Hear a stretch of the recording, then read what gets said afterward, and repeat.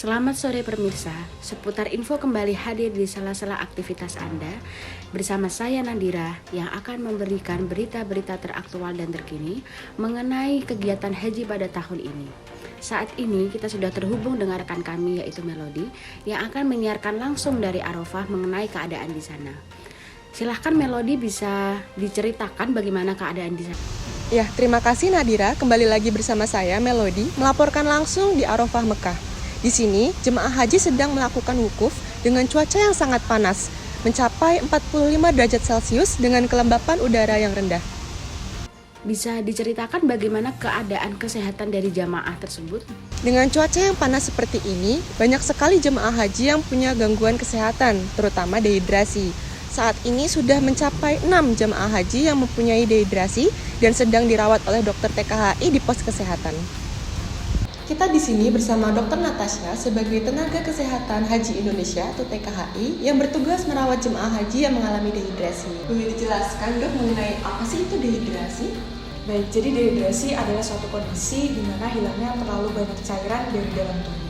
Dehidrasi terjadi ketika Anda kehilangan lebih banyak cairan yang Anda konsumsi dan tubuh Anda tidak memiliki cukup cairan untuk bekerja dengan baik. Tubuh manusia terdiri atas 40 hingga 75% cairan tergantung dari banyaknya jaringan lemak. Semakin banyak jaringan lemak, maka semakin sedikit komposisi cairan dalam tubuh. Kebutuhan cairan manusia per hari rata-rata 2 liter. Namun, kebutuhan cairan dapat meningkat pada kondisi tertentu seperti demam, suhu lingkungan yang tinggi, aktivitas berlebih, serta dehidrasi. Berikut adalah gejala dehidrasi. Kelelahan, kehausan, bibir dan kulit kering, urin gelap atau berkurang, pingsan, dan nyeri kepala. Faktor risiko dehidrasi antara lain paparan panas, olahraga, obat-obatan seperti diuretik, penyakit seperti diabetes insipidus, sulit memperoleh akses air, demam, dan lansia. Dehidrasi sering terjadi pada lansia disebabkan oleh beberapa faktor berikut. Yang pertama, menurunnya rasa haus karena berkurangnya pengiriman sinyal rasa haus dengan bertambahnya usia. Yang kedua, penurunan komposisi cairan tubuh.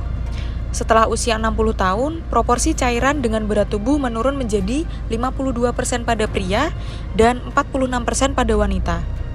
Yang ketiga, penggunaan obat-obatan atau polifarmasi. Dan yang keempat, tidak mampu mengurus diri sendiri, sehingga lansia perlu menjaga agar tubuh tetap terhidrasi. Berikut adalah penanganan awal jamaah haji yang mengalami dehidrasi oleh dokter TKHI. Pertama, memastikan jalan nafas tidak tersumbat. Kedua, pemberian oksigen jika tampak sesak dan saturasi turun. Ketiga, pemberian cairan untuk menggantikan cairan tubuh yang hilang berupa pemasangan infus. Berikut pencegahan dari dehidrasi. Pertama, perbanyak minum. Pada saat haji, kebutuhan cairan akan bertambah dikarenakan udara yang panas, sehingga jangan menunggu haus untuk minum. Kedua, hindari minuman yang bersifat diuretik. Minuman yang bersifat diuretik atau menarik cairan seperti teh ataupun kopi akan membuat jemaah bolak-balik ke toilet karena harus buang air kecil. Semakin banyak cairan yang terbuang, maka semakin parah gejala dehidrasi yang dihasilkan. Ketiga, menghindari sengatan matahari. Gunakan pelindung kepala seperti payung atau topi untuk mencegah penguapan air akibat dari sengatan matahari, serta semprotkan air sesering mungkin ke area yang terkena sinar matahari. Komplikasi dari dehidrasi, yang pertama hipertermia atau suhu tubuh terlalu panas. Aktivitas fisik yang dilakukan terlalu berat, apalagi bila asupan cairan tubuh tidak dijaga dengan baik, dapat mengakibatkan seseorang tersebut mengalami dehidrasi, serta berpotensi meningkatkan suhu tubuh secara drastis atau hipertermia, yang juga dapat memicu heat stroke.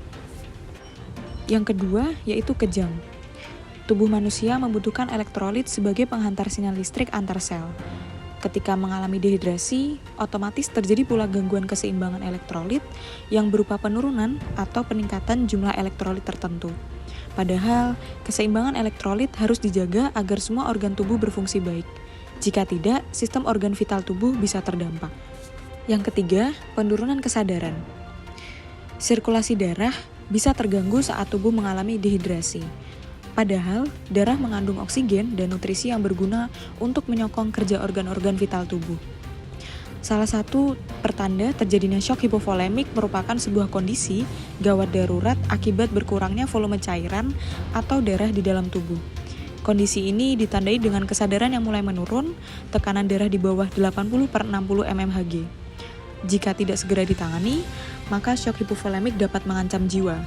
Hal itu karena volume darah tubuh tidak cukup untuk mendistribusikan nutrisi dan oksigen ke seluruh tubuh. Baik, sekian live report dari saya, Melody di Arafah Mekah. Saya kembalikan lagi kepada Nadira di studio. Terima kasih. Terima kasih Melody yang telah menyiarkan langsung dari Arafah. Dari kejadian tersebut kita dapat menyimpulkan bahwa air mineral sangat penting bagi tubuh kita. Semoga tidak terdapat lagi jamaah yang mengalami hal serupa. Demikianlah yang dapat kami sampaikan. Terima kasih. Sampai jumpa di lain waktu.